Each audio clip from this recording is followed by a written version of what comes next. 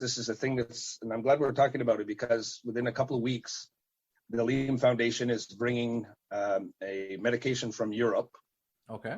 It just got approved by Health Canada. This is specific for Polgy disease. And the Liam Foundation will be funding it. It's just under about $50,000. So Liam will be the first recipient to get this medication. And we're also going to be funding 5 other children in Quebec that have Polgy. Wow, fantastic. So that's all about awareness, and that's all about, getting her done. When it comes to Bethany, I've known Steve, and I've Skyped with Bethany a couple of times. Bethany, it's quite devastating, because from 0 to 21 years old, she's in perfect health, living life, going to school, thinking of her career, thinking of, very young. And then all of a sudden she has a fall, similar to like Liam. You just fall down, your legs give out. And then she's been in the hospital since January of this year and has not left the hospital.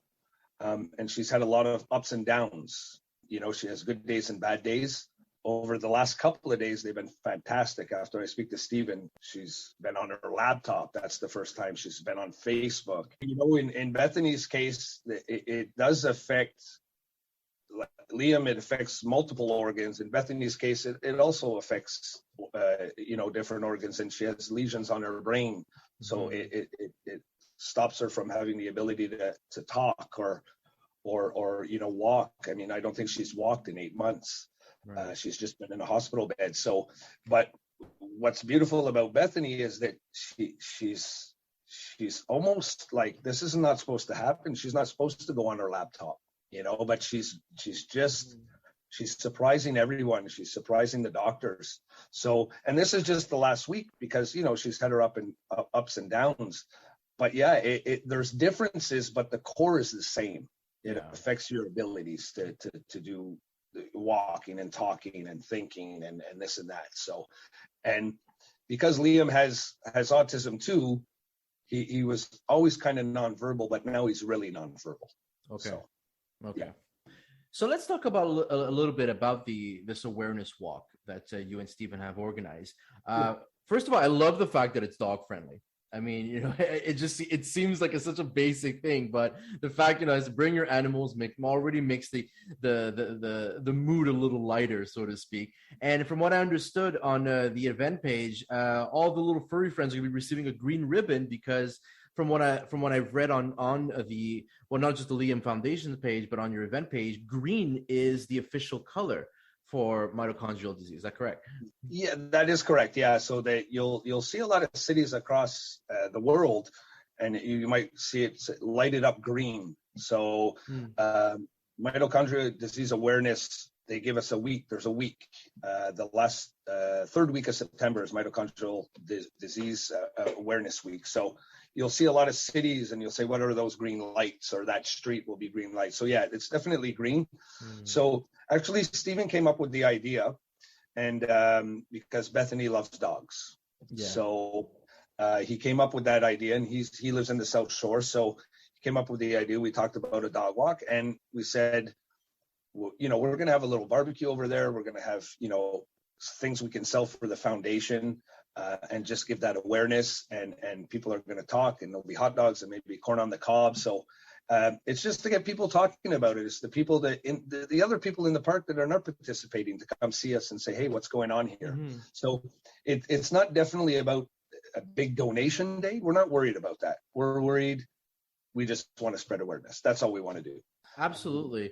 And in a way, that's kind of what you've done. Well, with me, straight up admitted that I'd never heard of the disease before until my wife came up to me, told me Bethany's story. And I was like, well, yeah, I want to spread this as well. And it caught my attention. So I'm hoping, just what you and I are doing right now will be a conversation that other people will be having, not just on Saturday, but, for years to come, and obviously bring, this cure once and for all, right?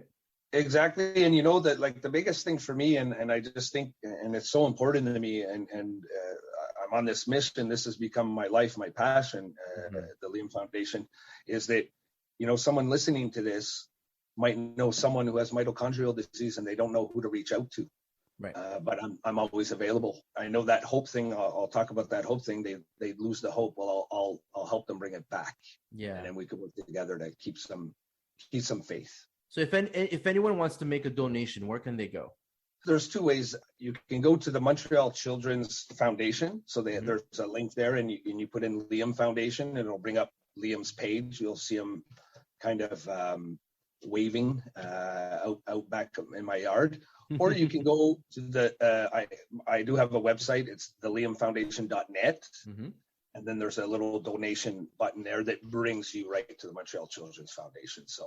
So the walk is this Saturday, 10 a.m. We are starting at Parc Champlain in Candiac, and it's going to be about a 2-kilometer walk or so. It was written? Yeah, about a 2-kilometer. I'm not too familiar with the South Shore, to be honest, even though I work here. Me neither.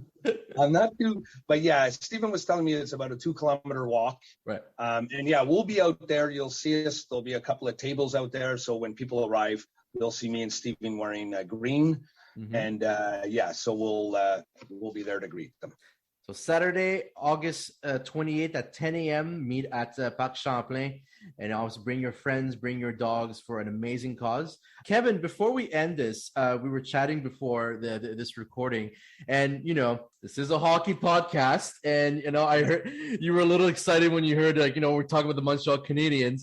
But before I ask you the ultimate question, we were talking about Chris Nyland. You said that you've met him and that he made a long-lasting impression on Liam, right? Oh, yeah, for sure. So Chris Nyland, we had first met about a year and a half ago at kind of like a restaurant, and he was sitting at our table.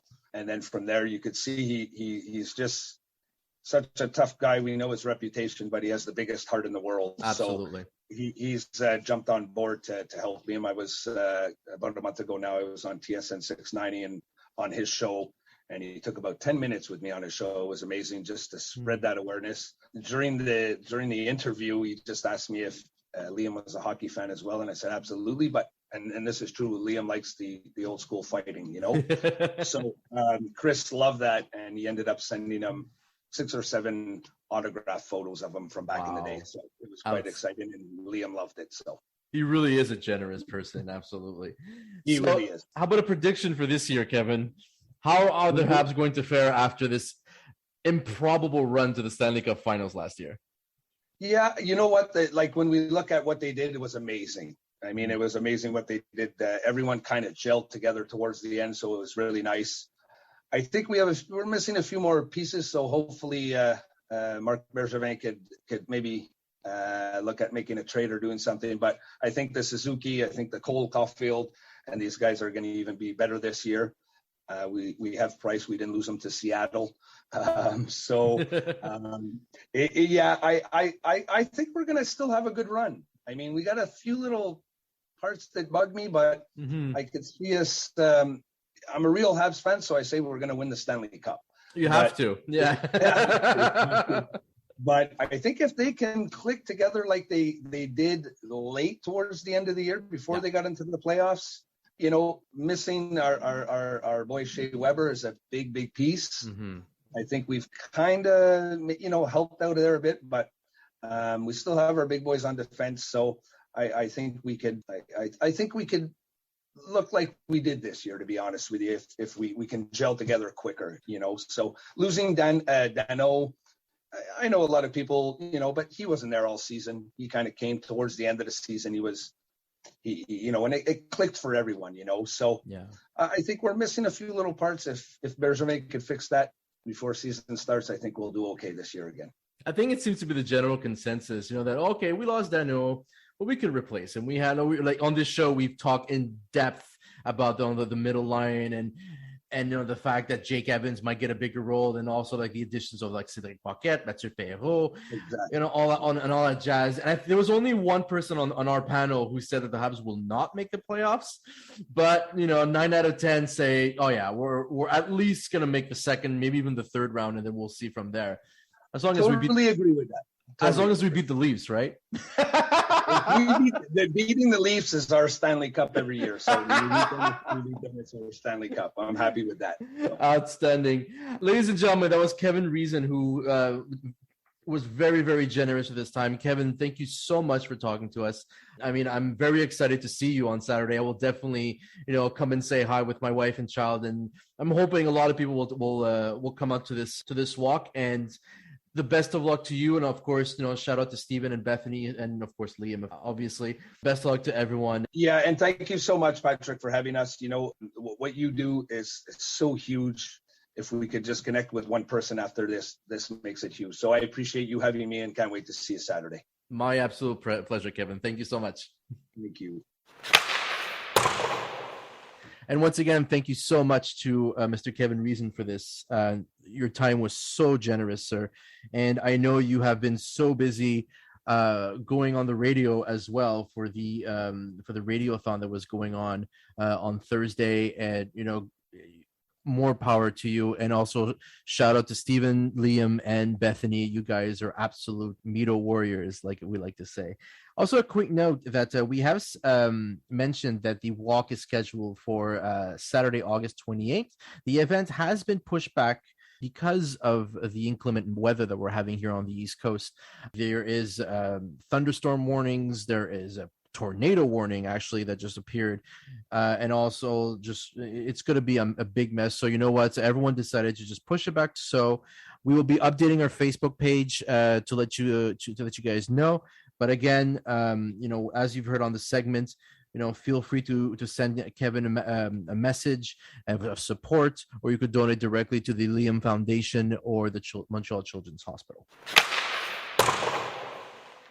And now it's time for On This Day in Habs History with Joshua Rosa. Take it away, sir. On this day in Habs history. On this day, August 26th, year of our Lord, 1961, hockey's mecca, the Hockey Hall of Fame, opened its doors at the Canadian National Exhibition, where it would stay until it was relocated, still in Toronto in 1993. As part of the celebration, the Hall of Fame inducted 6 new members, including one man, Joseph Richard, perhaps best known by his middle name Maurice or his nickname The Rocket. He was the first player to score 50 goals in 50 games and retired with the most NHL goals to his name at the time with 554. Just 5 years and 1 day later, the Hockey Hall of Fame inducted the class of 1966, and a second Joseph was inducted, one Joseph Blake, also better known by his nickname Toe Blake. In 1946, Blake was the first Canadian to win the Lady Byng Trophy while committing just one minor penalty the whole year, a feat matched only by fellow Hab Mats Naslund. Blake was inducted with limemate Elmer Lack, who won the very first Art Ross Trophy in 1948 and played his entire career in Montreal after being passed up by the Toronto Maple Leafs for being too small. Toe Blake and Elmer Lack teamed up to form the Punchline along with the Rocket, Maurice Richard. Exactly 1 decade after the Hall of Fame opened its doors, Bobby Orr would sign a behemoth 5-year, $200,000 per year contract, making it the first NHL contract worth $1 million. Which Montreal Canadian was the first to sign $1 million contract? Well, astute listeners might just recognize this name from last week's edition. It's Guy Lafleur. In 1973, Lafleur signed a 10-year contract with the Canadiens worth $1 million total. This was despite the fact that the Quebec Nordiques offered him the same amount over a 5-year period, which he considered after his signing in Montreal. But as we all know, he turned them down. Absolutely incredible that we're talking once again about Lafleur in back-to-back weeks, right? That's pretty cool. Josh, I'm going to ask you the question, and I know you know the answer to this. Do you remember who the first Montreal Canadian was to have an annual salary of $1 million. The name might sound familiar if you're keeping up with recent Montreal signings. It's not David Savard, but it's Denis Savard. That's correct. There you go. Denis Savard, who, of course, we all know for his heroics in the 92-93 season when he won our last Stanley Cup all those aeons ago. And now, ladies and gentlemen, it's time to talk prospects, AHL.